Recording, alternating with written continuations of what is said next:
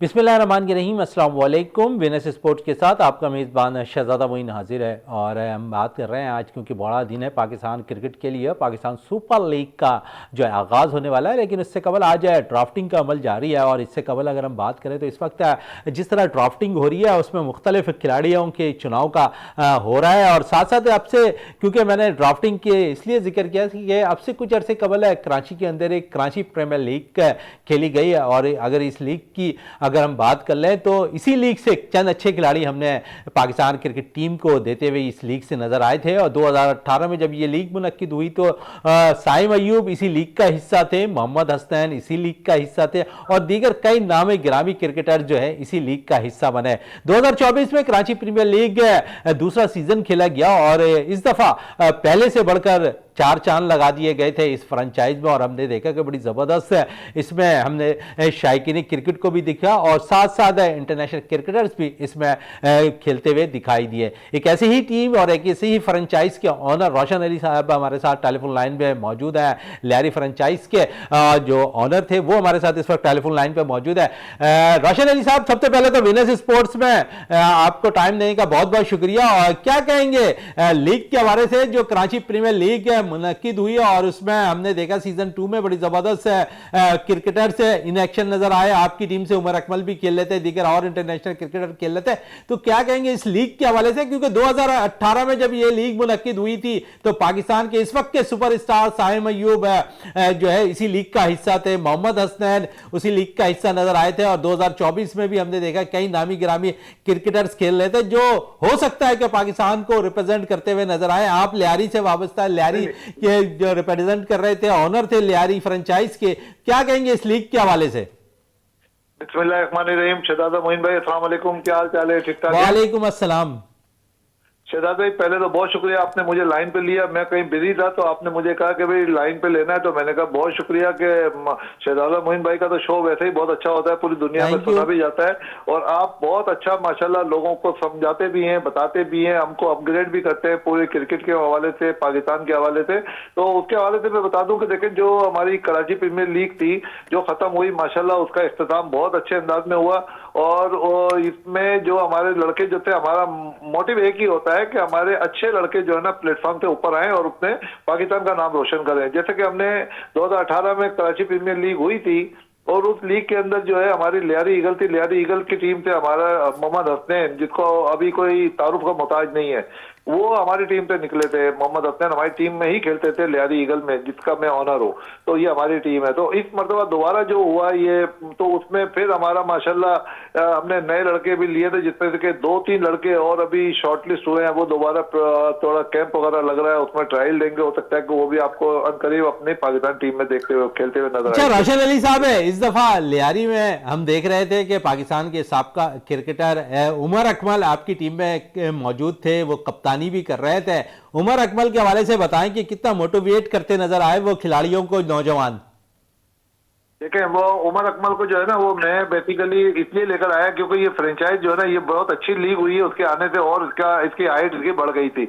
अब उमर अकमल जो है ना एक ब्रांड है हमारे पाकिस्तान का, उसको हमने क्रिकेट टीम में लिया तो उसके बाद लोगों शायकीन क्रिकेट जो है ना वहाँ पे ज्यादा है देखने के लिए उनको, और उन्होंने उनकी बैटिंग से लुत्फानंदोज भी हुए।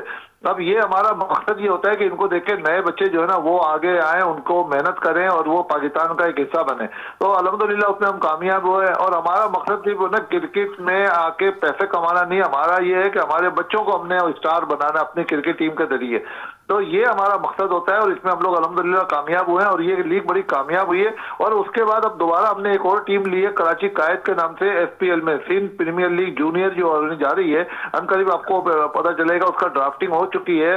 और उसमें सोहेल खान जो है पाकिस्तान के फास्ट बॉलर, सोहेल खान वो हमारी क्रिकेट टीम के कैप्टन भी हैं। खालिद लतीफ साहब हैं, खुर्रम मंजूर साहब हैं और भी दीगर अच्छे नामवर खिलाड़ी जो ना हमारी टीम में है। तो इंशाल्लाह ताला वो भी, इसका भी आगाज होने वाला है। वो भी हमारा 15 दिन की लीग है। उसमें टोटल कराची की 60 टीमें, सिंध की 60 टीमें हैं, जिसमें एक टीम हमारी है कराची कायद के नाम से। तो इंशाल्लाह उसके अंदर भी आपको नए टैलेंट आपको खेलते हुए नजर आएंगे। हमारा मकसद ये है कि हमारी टीम के जरिए, हमारे फ्रेंचाइज के जरिए जो बच्चे हैं जो मेहनत करते हैं, जो पाकिस्तान पाकिस्तान में छुपे हुए, मैं तो कहता हूं कि जो कि कोयले में जो हीरा छुपा होता है ना, उसको हम लोग तराशते हैं, लेकर आते हैं अपने प्लेटफॉर्म पे, उनको हम पाकिस्तान के प्लेटफॉर्म पे खिलाते हैं, वहां से निकाल के हम अपने पाकिस्तान की टीम में लेकर आते हैं, फिर उसको पाकिस्तान के लेवल पे अच्छा, हीरा तलाश करना जुआरी जानता है और आपने मोहम्मद हसनैन को निकाला है और वो पाकिस्तान के लिए खेलते भी दिखाई दिए हैं, तो हीरा तलाश करना आप तो अच्छी तरीके से जानते हैं फिर। जी, जाहिर सी बात है, देखें हमारा ये काम नहीं है, हमारा काम ये है कि दुनिया में पाकिस्तान के लिए अगर कोई भी अच्छा काम मैं कर सकता हूं ना, तो मैं उसके लिए, चाहे वो क्रिकेट का शोबा हो या हमारे रियल एस्टेट का शोबा हो या कोई और कारोबारी तबका हो या एजुकेशन का तबका हो या पाकिस्तान में कोई बेहतरी का मसला हो या पानी की बहाली का मसला हो या गुर्बत का मसला हो, उसके लिए मैं पेश रहता हूँ। मेरा अच्छा, बड़ी अच्छी बात की आपने, पेश रहते हैं रोशन अली साहब है, लेकिन मैं आपसे ये पूछना चाहूंगा, क्रिकेट में बड़ा फोकस है आपका, और क्योंकि आप जिस तरह खेलों को आगे लेके चल रहे हैं, दीगर खेलों पे भी आपसे मेरी बातचीत रहती है, कभी कौमी खेल हॉकी की तरफ आपका रुझान बढ़ा कि इस खेल को भी हम लोग आगे लेकर जाएं और पाकिस्तान को, क्योंकि एक वक्त था कि माजी में हम हॉकी के लिए बहुत से टाइटल जीता करते थे, अब एक वक्त ऐसा आ गया कि हम वर्ल्ड कप के क्वालिफाइंग राउंड तक भी नहीं खेल सकते, तो दुख तो होता है, लेकिन इस खेल के लिए आप जैसे लोग, खेलों से मोहब्बत करने वाले लोग अगर आगे बढ़ेंगे तो कौमी खेल से एक दफा फिर हमारे लिए परवान चढ़ता नजर आएगा, अच्छी हॉकी होती रहेगी, और अच्छी हॉकी जब होगी तो अच्छे हॉकी प्लेयर निकलेंगे जो पाकिस्तान को रिप्रेजेंट कर सकेंगे। देखें, ये जो आपने बात की हॉकी की, तो हॉकी तो हमारा कौमी गेम है, ठीक है। अब ये बदकिस्मती से ये इसके साथ क्या हुआ मुझे नहीं पता, मगर मैंने तो उसको 1980 में इसका उरूज देखा है। हम चैंपियन रह चुके हैं, हम पूरे वर्ल्ड चैंपियन थे, तो इस्लाउद्दीन साहब उसके कैप्टन थे। तो अब ये है कि इसमें फीफा के जो मेंबर होते हैं ना, ये बड़े इंपॉर्टेंट होते हैं। पाकिस्तान में फीफा का मेंबर एक इंसान के अलावा कोई भी नहीं है, उनका नाम है नौमान तारिक लुत्फी साहब। तो तारिक लुत्फी साहब से मेरी बड़ी रग़बत है, वो इसी हवाले से कि वो फुटबॉल लवर है। तो मैं फुटबॉल की वजह से बता दूं कि वो लियारी में जो है ना, फुटबॉल को बहुत पसंद करते हैं और वो फीफा के मेंबर भी हैं। तो इस मतलब हमारा जो गोल है वो हॉकी की तरफ नहीं है, क्योंकि हॉकी एक महंगा गेम है, फिर उसके लिए ग्राउंड चाहिए होते हैं, उसके लिए हमारे पास वो सहूलतें नहीं है जिसके लिए। तो आपके कहने का मकसद है कि आप फुटबॉल को मजीद आगे की तरफ लेके जाना चाह रहे हैं? देखिए, लियारी के जो लड़के हैं ना, वो लियारी में बहुत इतने आगे हैं कि अगर ये लियारी के लड़कों को अच्छी तरीके से ट्रेन किया जाए और ट्रेन करके इनकी टीम बनाई जाए, तो मैं नहीं समझता कि दुनिया के अंदर कोई लियारी की टीम को हरा सकती है। इतना उनमें पोटेंशियल है, इतना उनमें करंट है। तो उसके लिए हमने कदम उठाया है कि ये तारिक लुत्फी साहब जो है, ये फीफा के मेंबर है, तो ये पहले भी PIA की तरफ से ये कोचिंग करते रहे।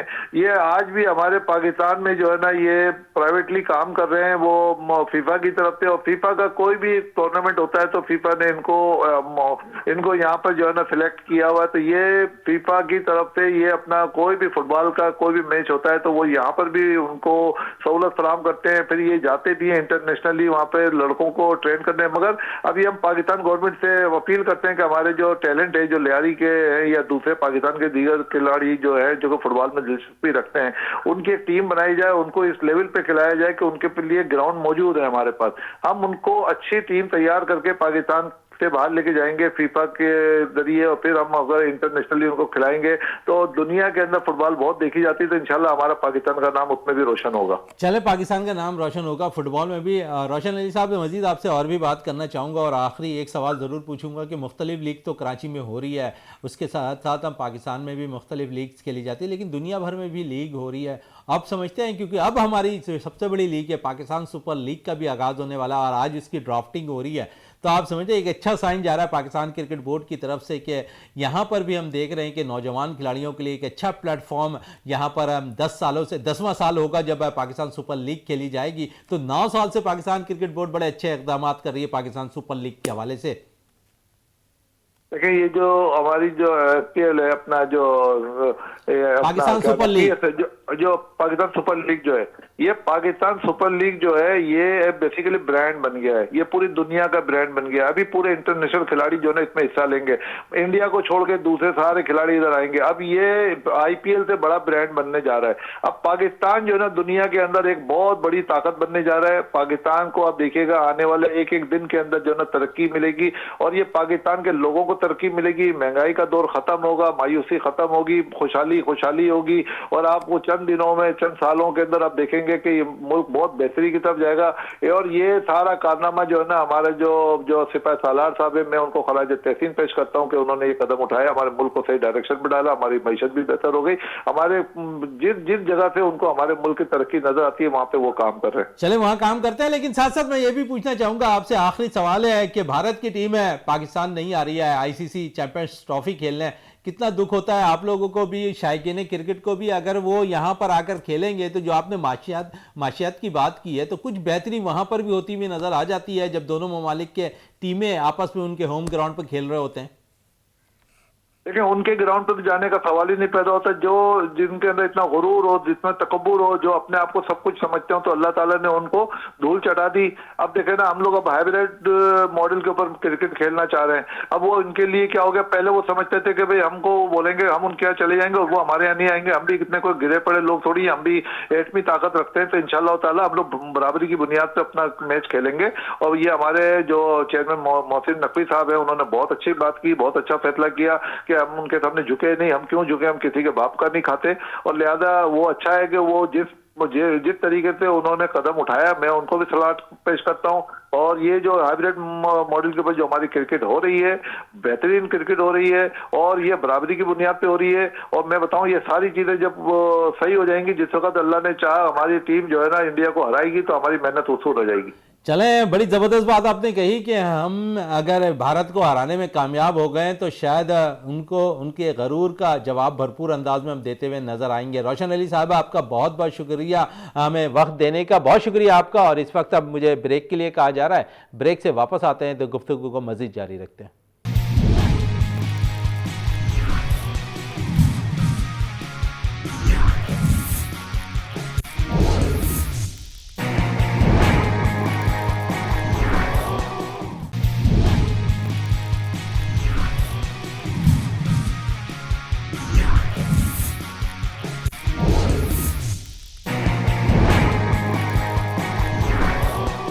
बिल्कुल, वक्फे से कबल हम बात कर रहे थे पाकिस्तान के अंदर जो लीग होती है उस हवाले से, और इस वक्त अगर हम बात करेंगे पाकिस्तान क्रिकेट टीम के हवाले से, पीडी चैंपियंस ट्रॉफी खेलने के लिए श्रीलंका में मौजूद है डिसेबिलिटी की टीम। और इस वक्त हमें टेलीफोन लाइन पे ज्वाइन कर लिया है श्रीलंका से पाकिस्तान फिजिकल डिसेबिलिटी एसोसिएशन के जनरल सेक्रेटरी अमीरुद्दीन साहब ने। पाकिस्तान ने आज मैच में कामयाबी हासिल कर ली है, 141 रन से श्रीलंका के खिलाफ बड़ी जबरदस्त बैटिंग का मुजाहरा किया। सैफुल्लाह ने 93 इनिंग खेलने में कामयाब रहे, उसके साथ साथ नुमान अली 49 रन खेलने में कामयाब रहे आज के मैच में। और फिर पाकिस्तान की बॉलिंग ने बड़ी जबरदस्त कारकर्दगी का मुजाहरा किया और श्रीलंका की टीम को जो है 69 रन पर आउट कर दिया। पाकिस्तान की जानिब से बड़ी जबरदस्त कारकर्दगी रही है इस मैच में। लेकिन इससे कबल अगर हम मैच की बात करें जो इंडिया के खिलाफ हम खेल रहे थे, उन्हें उस मैच में हमें नाकामी का सामना करना पड़ा था। तो उसी हवाले से हमारे साथ टेलीफोन लाइन पे ज्वाइन भी कर लिया है बात करने के लिए अमीरुद्दीन साहब ने। अमीर साहब, सबसे पहले तो बहुत बहुत शुक्रिया आपका, क्योंकि बड़े मसरूफ तरीन दिन गुजर रहे हैं आपके इस वक्त श्रीलंका में। और पाकिस्तान की टीम कल नाकाम हुई, लेकिन आज पाकिस्तान ने बड़ी जबरदस्त कारकर्दगी का मुजाहरा किया श्रीलंका के खिलाफ। बहुत बहुत शुक्रिया आपका और आपके चैनल का। बिल्कुल ऐसा ही है सूरत हाल, ये टफ सिचुएशन है यहाँ पर वेदर के हवाले से। और कल जो हमारा मैच हुआ इंडिया से, बहुत क्लाउडी और रेनी वेदर था, जिसका पहला मैच 6 ओवर का हुआ, तो पिच थोड़ा गीला था और चीजें थोड़ी हमारे कंट्रोल में नहीं रही थी। कल इंडिया ने 160 रन बनाए, हम 52 रन पर आउट हो गए। बट आज अल्हम्दुलिल्लाह हमारे प्लेयरों ने भी पोटेंशियल के मुताबिक खेला है और 20 ओवर में 209 रन बनाए। सैफुल्लाह का जैसे आपने बताया आउटस्टैंडिंग इनिंग खेली, सेंचुरी कर जाते, ये ओवर पहले आउट हो गए। और उसके अलावा मोहम्मद नुमान ने बहुत अच्छा खेला, आउटस्टैंडिंग में बनाया। उसके अलावा आखिरी ओवरों में जो है ना हमारे गुलाम मोहम्मद साहब है, आउटस्टैंडिंग प्लेयर है, मुल्तान के बहुत एक्स्ट्रा ऑर्डिनरी, कम बॉल में 4 या 5 छक्के मारे होंगे। और बॉलिंग में ऐसी वाकिफ शाह जो हमारे लेफ्ट आर्म रेगुलर स्पिनर है वो है, अब्दुल्ला इजाज है, और मोमिन खान जो है हमारा नया सरप्राइज पैकेज था, आउटस्टैंडिंग बॉलिंग हिला के रख दिया उन्होंने। अच्छा अमीर साहब, कल पाकिस्तान को थोड़ी सी नाकामी का सामना करना पड़ा, कल पाकिस्तानी बैटर्स भी नहीं चले, लेकिन आज भरपूर फॉर्म में नजर आए पाकिस्तान के तमाम ही बैटर्स और अच्छी कारकर्दगी का मुजाहरा आज बैटर्स ने किया। लेकिन कल क्या वजह थी, या आप एडजस्ट होने में जो थोड़ा सा टाइम लगा खिलाड़ियों को? लेकिन अगर वेदर की हम बात करें, आप कह रहे हैं थोड़ा सा सर्द मौसम है, लेकिन अगर हम देखें तो मौसम तो दोनों टीमों के लिए बराबर होना चाहिए, क्योंकि कल भी एशिया के अगर हम देखें तो भारत आमने सामने थे आप लोगों के, और जिस तरह पाकिस्तान की बैटिंग रही है, नाकामी का सामना करना पड़ा था कल, लेकिन आज भरपूर अंदाज में खेलते दिखाई दिए। आज मौसम में फर्क आ गया था क्या? बिल्कुल, आज बहुत, मैं आपको सच बता रहा हूँ, टेक्निकली तौर पे आज सनी मौसम था, सनी ब्राइट था बिल्कुल, और ऐसी लग रहा था हम कराची में चल रहा है। आपने बात की, बहुत वैलिड बात की आपने, कल में क्या हुआ आज में क्या हुआ। देखिए बात दोस्त से, एक तो बुनियादी बात है, क्रिकेट किसी के हाथ में होती थी, कल उनसे नहीं हुआ, आज उन्होंने अपनी पोटेंशियल के मुताबिक परफॉर्मेंस किया। मेन रीजन ये थी कि बहुत, जो मैं समझता हूँ as a cricketer, as a administrator के बाद, ये टोटल गिलासी पिच है, ग्रीन पिच है, जिसमें घास जो है उसकी जो लिमिट है तकरीबन 1 से 1.5 इंच की घास है। तो वो शायद हमारे प्लेयरों को समझ नहीं आई घास पे कैसे खेलना है। बट कल के बाद से आज चूंकि उनकी अच्छी हो गई थी, घास वाली पिच पे पाकिस्तान में इतनी बड़ी घास में खेलने वाला कोई कॉन्सेप्ट नहीं रहा, हमें कभी भी नहीं मिला खेलने का मौका। वो शायद एक ऐसा वाइडर पॉइंट है, मैं समझता हूँ, जिसकी वजह से पाकिस्तान को कल मुश्किल हुई। बट आज क्लाइमेटाइज हो गए तो आप देखें। लेकिन बड़ा क्रेडिट देना पड़ेगा पाकिस्तान टीम को, जो आज उन्होंने कारकर्दगी दिखाई है। पाकिस्तान डिसेबिलिटी टीम ने और श्रीलंका के खिलाफ कामयाबी हासिल की है 141 रन से। लेकिन साथ साथ मैं ये भी पूछूंगा, क्योंकि 2008 से सभी अजहर आप लोगों की टीम के साथ है, कोचिंग के फ़राइज़ अंजाम दे रहे हैं, इस वक्त भी वो टीम के साथ मौजूद है। यकीनन कल के हार के बाद बहुत कुछ आज खिलाड़ियों को उन्होंने बताया होगा। आज उनकी जो कारकर्दगी, उनका जो तजुर्बा है, आज उनके लिहाज से तमाम ही पाकिस्तानी खिलाड़ियों ने उम्दा कारकर्दगी दिखाई। जी, तो सबसे बड़ी बात है मोइन भाई, आपके सामने 2 प्रोग्राम भी किए हैं, और खास तो सभी अदर साहब भी आपने प्रोग्राम किया। लेवल 4 कोच है पाकिस्तान में, चल रहा है गिनतियों पर है, लेवल 4 कोच है, और कोचिंग का तजुर्बा मोर देन 25 ईयर्स है। लीडर लेवल पर, जूनियर लेवल पर, इंटरनेशनल लेवल पर बहुत बड़ी कोचिंग असाइनमेंट की है। बल्कि चंद पाकिस्तानियों में से है जिन्होंने दूसरे मुल्क में भी जाके दूसरे मुल्कों की टीमों की कोचिंग की है। वो एक्सपीरियंस आदमी है। उन्होंने कल रात को मुझे, मेरे साथी की हम रूम में है, बता दी थे कल ये टीम इसी तरह से करेगी, वो फिगर उन्होंने कल इतना करेंगे, फर्स्ट बैटिंग में, सेकंड बैटिंग में इतना करेंगे। तो ये हमारी एक अल्लाह का तोहफा है, नाम है, गिफ्ट है प्लेयरों के लिए। अभी ऐसा top quality coach, sincere coach, जिसको हार बर्दाश्त, तो जितनी तकलीफ सबको हुई है, मेरे कौम को हुई है हारने पर, सभी प्रूव किया, और बहुत पूरी उम्मीद है कि इंशाल्लाह इसी से चलते रहे तो पाकिस्तान टीम इंशाल्लाह। अच्छा, बड़े ज़बरदस्त आप बात कर रहे हैं, लेकिन इस चैंपियंस ट्रॉफी के अंदर जो पीडी चैंपियंस ट्रॉफी खेली जा रही है श्रीलंका में, इसमें आखिरी मैच आपका इंग्लैंड के खिलाफ है, और किस किस्म की कारकर्दगी दिखाने के इस वक्त खिलाड़ी तैयार है इंग्लैंड के खिलाफ? क्योंकि पहले मैच में इंडिया से शिकस्त हुई है, दूसरे श्रीलंका में आपने कामयाबी हासिल की। बड़ा इंपॉर्टेंट मैच है इंग्लैंड के खिलाफ आपका। इंग्लैंड से राउंड का पहला मैच ही नहीं हुआ, आप आखिरी मैच की बात कर रहे हैं। बहुत सिंपल सी बात है अपना मोइन भाई, हमारे प्लेयरों को सलाम है, दोनों हाथों से सलाम है। नेशनल चैंपियनशिप जिस तरीके से खेलते हैं, मुख्तलिफ शहरों में खेली गई, ग्रेड 1, उसके बाद क्वालिटेग्रो का टूर्नामेंट हुआ, उसमें से प्लेयर निकाले, 100% दिया। अभी बात अच्छी नहीं है, मगर अगर तमाम अहबाब पे इख्तियार इस बात को सोचते हैं कि जो भी पाकिस्तान की नुमाइंदगी करने आ रहे हैं, पहले वो नहीं जा रहे, 2010-12 से जा रहे हैं, तो क्या वो कमी रह जाती है? जी, बहुत अच्छी बात है अमित भाई, आप बड़ी ज़बरदस्त बात कर रहे हैं। और साथ साथ क्योंकि पाकिस्तान डिसेबिलिटी टीम के हवाले से हम आपसे बात भी कर रहे हैं, और ये भी मैं पूछना चाहूँगा आपसे कि जिस तरह पाकिस्तान में अगर हम देखें तो डिसेबिलिटी के बहुत से ऐसे प्लेयर्स हैं जो सिर्फ कराची नहीं पूरे पाकिस्तान से निकल कर आ रहे हैं, और जिस तरह आप लोगों ने टीम तैयार की, इस टीम ने बड़ी अच्छी कारकर्दगी दिखाई है, लेकिन 2 से 3 प्लेयर्स इस दफ़ा नए शामिल किए गए हैं इस टीम के अंदर। इन लड़कों के हवाले से क्या कहेंगे? किस किस्म की कारकर्दगी अब तक जिस मैचेस में इन्हें चांस मिला दिखाते हुए नजर आए? थोड़ा करेक्शन कर लें, 9 प्लेयर नए हैं मुख्तलिफ शहरों के, 9 मुख्तलिफ शहर है, 9 मुख्तलिफ पूरे पाकिस्तान से आपने प्लेयर्स को मुंतखब किया ना। 3 से 4 प्लेयर मेरी नजर में जो है बिल्कुल नए हैं। मोइन भाई 9 प्लेयर नए हैं, 9 प्लेयर नए हैं।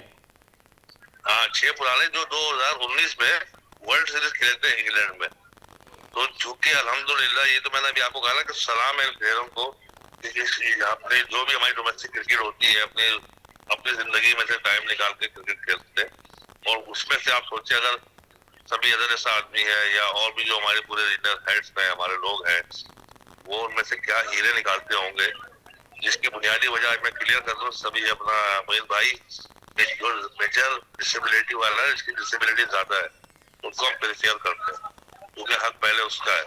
अगर एक जैसे एक उंगली में प्रॉब्लम है तो डिसेबल ही हो, बट वो नॉर्मल क्रिकेट भी खेल सकता है, तो जिसका हाथ ही नहीं वो कहाँ खेलेगा भाई। तो ये वो बुनियादी नुकता है जिसके बुनियाद पर टीम सिलेक्ट हुई है पूरे पाकिस्तान से, और पाकिस्तान के तकरीबन 9 शहरों के लड़के 16 टीमों में। 16 लड़कों पर मुश्तमिल जो टीम गई है उसमें 9 बिल्कुल नए प्लेयर शामिल किए गए हैं। अमीरुद्दीन साहब कह रहे हैं, अमीर साहब जिस तरह नए लड़कों को चांस मिल रहा है इसी तरह आप भी जद्दोजहद करते नज़र आ रहे हैं इस डिसेबिलिटी क्रिकेट टीम के लिए। लेकिन मैं आपसे ये पूछना चाहूँगा क्योंकि 2008 में ये पौधा लगाया गया था और क्योंकि इस पौधे को लगाने में आप लोगों का बड़ा अमल दखल है, आप लोगों ने इसकी शुरुआत की और साथ साथ इसी जो क्रिकेट खेली जा रही है डिसेबिलिटी पाकिस्तान में खेली जाती थी पहले, अब दुनिया के तमाम ही ममालिक के अंदर इस खेल को जो है खेला जाता है और पाकिस्तान अगर कहा जाए तो इसका सरबराह है। यहाँ से इंग्लैंड तक का सफ़र अगर देख लें तो आप लोगों ने वहाँ पर बाकायदा इन प्लेयर्स के हवाले से गाइडलाइन दी, इसी तरह इंडिया को आप लोगों ने गाइडलाइन दी, तमाम ही जहाँ पर डिसेबिलिटी क्रिकेट होती है वहाँ आप लोगों ने इसके लिए जद्दोजहद करते नजर आए कि वहां से टीमें तैयार होती रहें। अब एक मुकाम ऐसा आ गया है कि पूरी दुनिया के अंदर जो डिसेबल लोग हैं उनकी एक टीम बनाई जाती है और वो खेलते हुए नजर आते हैं, तो खुशी होती है आपको? शायद जिंदगी में मोइन भाई आपको पहली बात तो ये कि आपके पास भरपूर नॉलेज है, आप बिल्कुल एक्यूरेट और परफेक्ट बात कर रहे हो, तमाम हमारी कामयाबियां और हमारे वसाइल के मुताबिक बात कर रहे हो।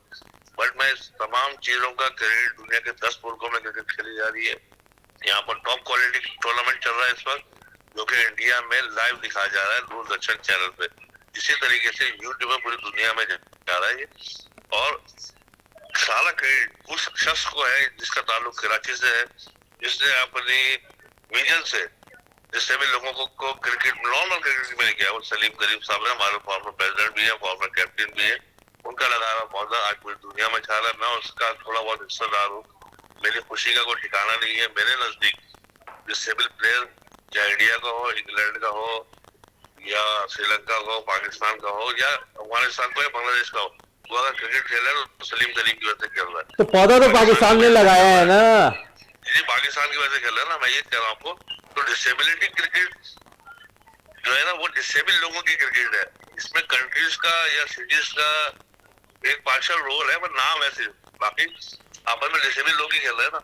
ये वो कॉन्सेप्ट है मोइन भाई, मेरी दरखास्त है आपसे कि लोगों को जहन में ही नहीं आ रहा, हम समझ ही नहीं रहे कि क्या हो रहा है भाई। कोई भी टीम जीते तो जीतेगी डिसेबिलिटी क्रिकेट। बड़ी अच्छी बात कही कि जीत होगी डिसेबिलिटी क्रिकेट की और उनमें खेलने वाले खिलाड़ियों की। अमीरुद्दीन साहब आपका बहुत बहुत शुक्रिया विनर्स स्पोर्ट्स में टाइम देने का, और इस वक्त अब मुझे ब्रेक के लिए कहा जा रहा है, ब्रेक से वापस आते हैं तो गुफ्तगू को मजीद जारी रखते हैं।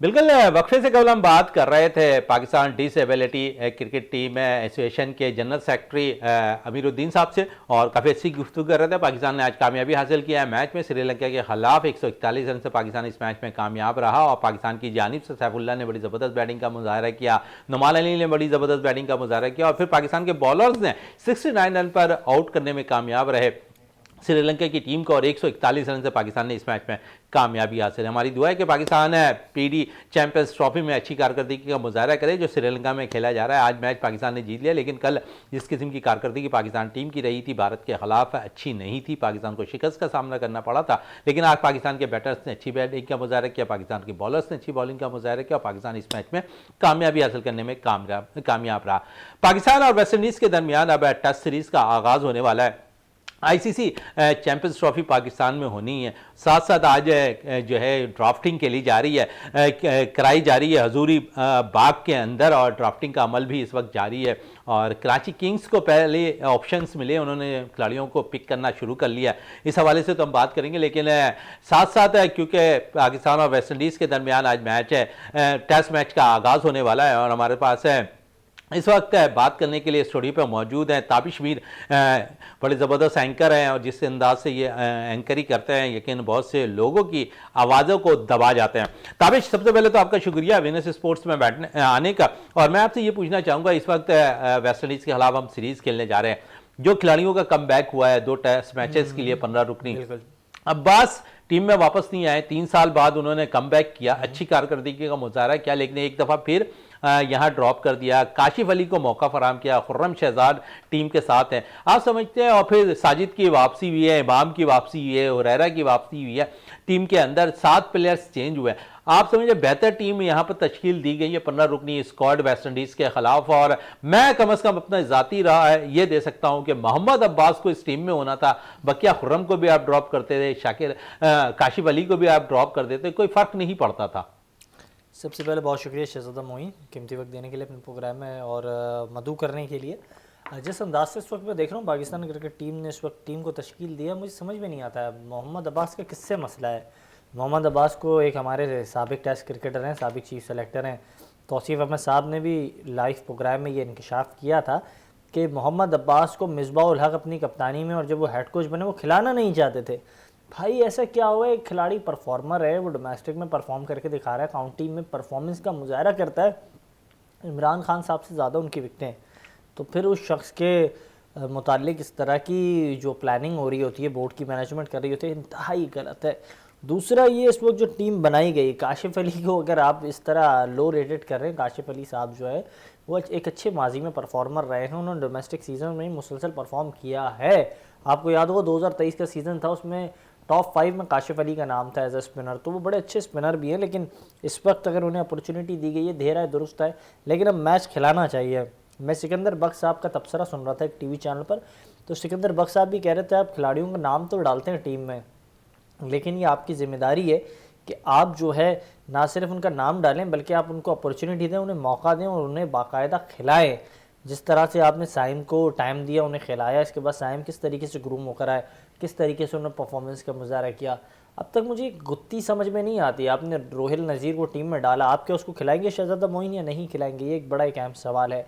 दूसरा ये कि जिस अंदाज से इस वक्त पाकिस्तान टीम के अंदर चीज़ों को, अच्छा चलें यहीं पर रोकते हैं, आपने कहा कि रोहिल को खिलाएंगे या नहीं खिलाएंगे, चलें इससे पहले जब शान मसूद अपनी प्रेस कॉन्फ्रेंस कराची में कर रहे थे, हाँ। तो उन्होंने ये कहा था कि रिजवान के बाद हमारे पास कोई टेस्ट विकेट कीपर बेटर है तो उस वक्त सरफराज अहमद है। सरफराज अहमद कहाँ गायब हो गए ये कुछ पता नहीं, मिनटोर की हैसियत से पाकिस्तान क्रिकेट टीम के लिए वो काम कर रहे हैं मुख्तलिफ एसोसिएशन के साथ, और इस पर ज़रूर पूछा। रोहिल वापसी इसलिए हुई है ताबिश के हमने हसीबुल्ला को भी चांस दिया, हमने मोहम्मद हारिस को भी चांस दिया, हमने उस्मान खान को भी चांस दिया, लेकिन T20 वनडे क्रिकेट की हद तक हमने टेस्ट मैचेस में कोई तब्दीली नहीं की कि कोई ऐसा हम यहाँ पर विकेट कीपर बेटर लेकर आए जो पाकिस्तान को टेस्ट मैचेस के लिए फोकस कर सके।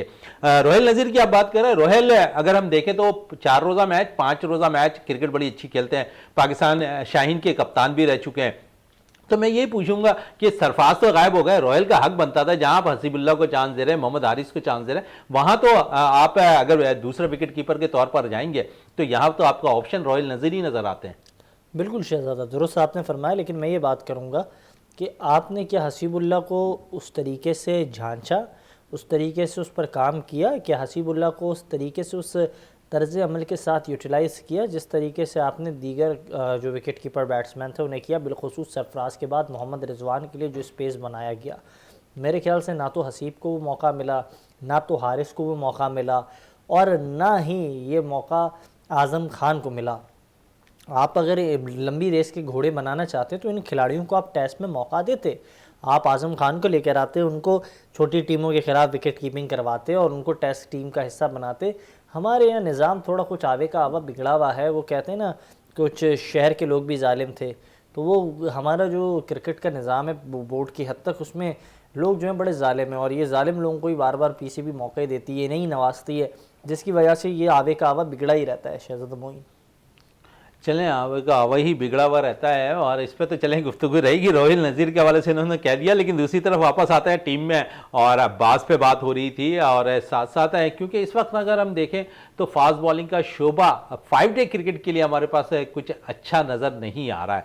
हम तेज़ बॉलर को ज़रूर टीम में शामिल करते हैं। अब हम ऐसा नज़र आ रहा है कि पाकिस्तान क्रिकेट बोर्ड मैनेजमेंट जो है कम रफ्तार वाले बॉलर को टीम में शामिल करने को तरजीह दे रही है। उसकी मिसाल आपके सामने है। नसीम को ड्रॉप किया, शाहीन शाह को ड्रॉप किया हमने और अब हम लेकर आ गए थे फिर अब्बास को, खुर्रम शहजाद को, आमिर जमाल को, लगभग इन तमाम की सिवाय यहाँ पर अब्बास के कि अब्बास 125-30 की रफ्तार से बॉल करते, 135-40 की रफ्तार से खुर्रम करते, इसी स्पीड से आमिर जमाल बॉल करते। तो हमारा रुझान अब कम की तरफ जा रहा है और क्योंकि मीर हमज़ा भी इस टीम में मौजूद नहीं है और मीर हमज़ा की रफ्तार भी 135 और 130 की लगभग है। बिल्कुल आपने ठीक कहा। इस वक्त जो रफ़्तार की बात है, रफ़्तार जो है कम होती जा रही है। लेकिन आप देखें दुनिया क्रिकेट के अंदर तेज़ तरीन बॉलर भी आईपीएल के अंदर छक्के खाते हुए दिखाई दे रहे होते हैं और मिचेल स्टार्क जो है उनके साथ जो है उनकी जो चीज़ें सामने आती हैं आईपीएल में वो देखने लायक नहीं होती हैं। इसी तरह से मैं कहूँगा इस वक्त पाकिस्तान क्रिकेट को जो है एक अच्छे क्रिकेट की ज़रूरत है, एक अच्छे खिलाड़ी की, एक अच्छे इंडिविजुअल की ज़रूरत नहीं है।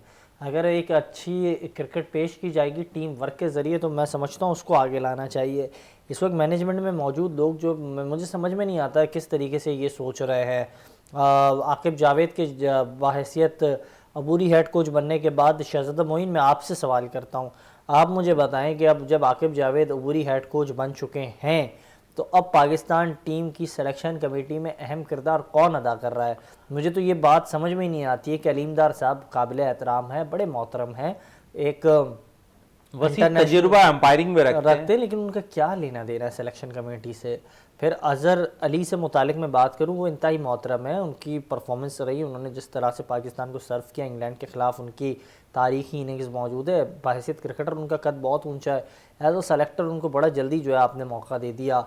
फिर आप असद शफीक के वाले से बात करें, पिछले साल तक आपको और मुझे याद है कि हम लोग खुद जाते थे यूबीएल स्पोर्ट्स कॉम्प्लेक्स और मुख्तलिफ़ जगहों पर जहां वो डोमेस्टिक सीज़न का हिस्सा थे और वो सीज़न ख़त्म होने के बाद वो बाकायदा जो है सिलेक्शन कमेटी का हिस्सा बन गए। तो ये ज़्यादती हो रही है पाकिस्तान के उन सेलेक्टर्स के साथ जो डिज़र्व करते थे। मैं समझता हूँ इकबाल कासिम साहब को इस वक्त चांस देना चाहिए था, बड़े मोहतरम है।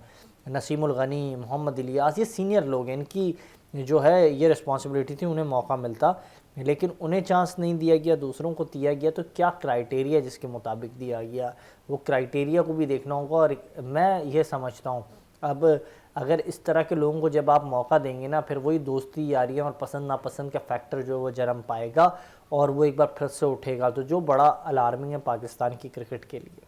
लेकिन मैं आपसे यही पूछूंगा कि इन आउट का जो सिलसिला रह रहा है, आप समझते हैं कि साइम इंजरी का शिकार हुए, फिर आप देख रहे हैं कि दोबारा बदकिस्मत रहे इसमें कि अब्दुल्ला शफीक वो कंटिन्यू रन नहीं करते रहे, टीम से बाहर हो गए। अब एक बेहतरीन मौका 2 प्लेयर्स के पास ज़रूर मौजूद है, अगर उन्होंने परफॉर्म कर दिया वो आईसीसी चैंपियंस ट्रॉफी के लिए जो टीम हतमी अनाउंस होनी है उसमें जगह बनाने में कामयाब हो जाएंगे और दोनों के लिए एक अच्छा मौका, इमाम के लिए भी अच्छा मौका है, उनके साथ साथ अगर देखें तो मोहम्मद हुरैरा के लिए भी। बिल्कुल इन दोनों खिलाड़ियों के लिए है, लेकिन मैं इमाम से मुतालिक ये कहूँगा वो बड़े सीनियर हैं, सीनियरिटी पर शायद खिलाड़ियों को तरजीह दी जाती है। माजी में यही हुआ ना, जब मोहम्मद अब्बास बड़ी अच्छी बॉलिंग कर रहे थे और दूसरे बॉलर डोमेस्टिक में बड़ी अच्छी बॉलिंग कर रहे थे। मोहम्मद अली मुझे याद आ रहा है, उन्होंने पीएसएल में बड़ी अच्छी बॉलिंग की थी, लेकिन अभी भी तो टीम के साथ हैं, अभी टीम के साथ हैं। लेकिन उस वक्त जब वर्ल्ड कप की टीम का अनाउंस हो रहा था और फिर कहीं गायबाना तौर पर पता नहीं क्या पर्चियाँ लगाकर हसन अली ने जो अपनी जगह बना ली थी, तो वो हसन अली जो कल तक टिकटॉक बनाते थे वो टीम का हिस्सा बन गए।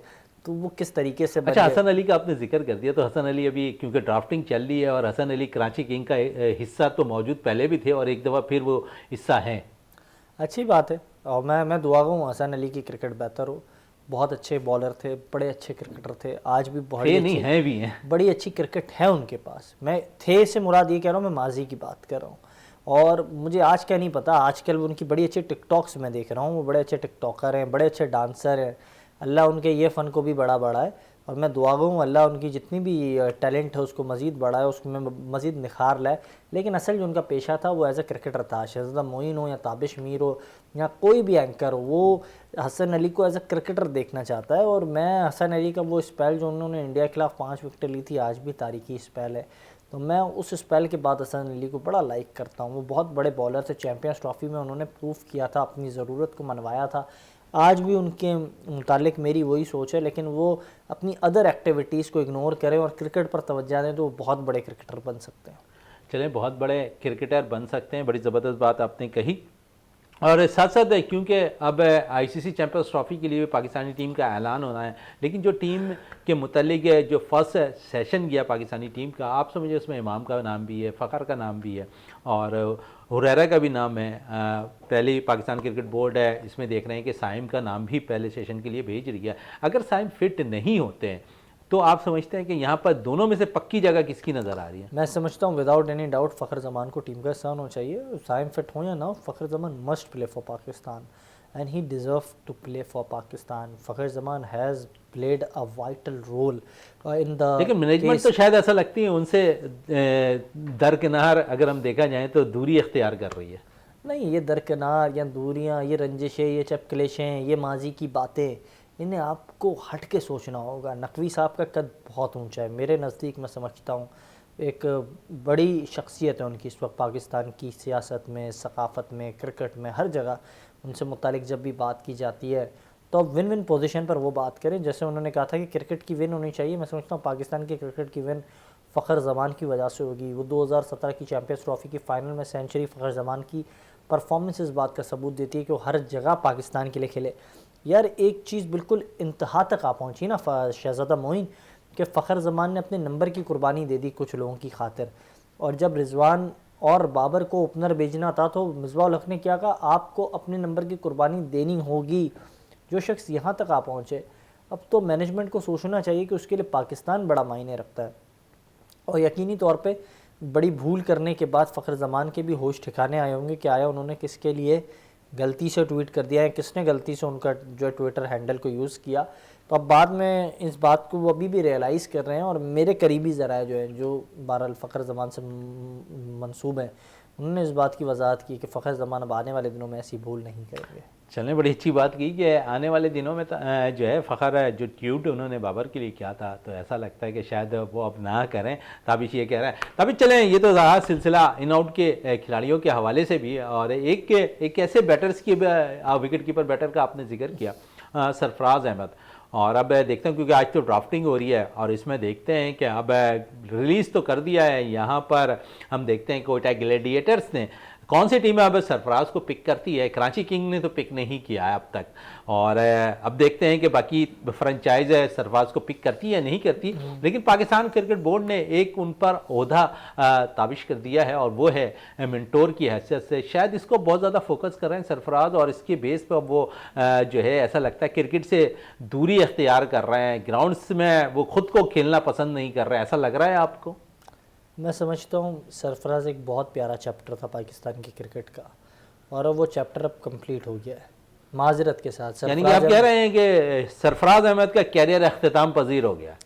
मैं समझ रहा हूँ बहुत टाइम ले लिया सरफराज ने। सरफराज को बड़े एक अच्छे नोट पे ख़त्म कर देना चाहिए था। 2019 के वर्ल्ड कप के बाद जब आप 11 सीरीज़ जीते तो उस वक्त वो ख़ुद खैराबाद कह देते पाकिस्तान क्रिकेट को। उनके पास बहुत सारे रास्ते थे। आज भी जो मेरे सोर्सेज हैं मुझे बता रहे हैं, सरफराज अहमद पाकिस्तान के उन चंद अजीम नामों में से एक हैं, उन चंद अजीम कप्तानों में से एक हैं जिनके लिए हर जगह के दरवाजे खुले हैं। दुनिया के किसी कोने में वो जाकर आराम से सेटल हो सकते हैं, और बाकी बहुत सारी अपॉर्चुनिटीज़ आज भी उनके दरवाज़ों को दस्तक दे रही हैं। लेकिन पिछले दिनों ये खबर चल रही थी सरफराज के हवाले से कि उनकी फैमिली जो है अमेरिका में शिफ्ट हो रही है, और शायद वहीं से जो है रुझान आहिस्ता आहिस्ता आहिस्ता देखते गए हम, और वो चीज़ें अब आहिस्ता आहिस्ता सामने आ रही हैं। ऐसा लगता है जो आपने अपनी बात कही ना अभी कुछ देर कबल के, बहुत आसान तरीके से 2019 में वो साइडलाइन हो सकते थे, सीरीज़ जीत चुके थे, पाकिस्तान के बेहतरीन कप्तानों में नाम आ चुका था। अगर वहाँ वो इस्तीफ़ा दे देते अपनी क्रिकेट से तो वो सूदमंद साबित होता।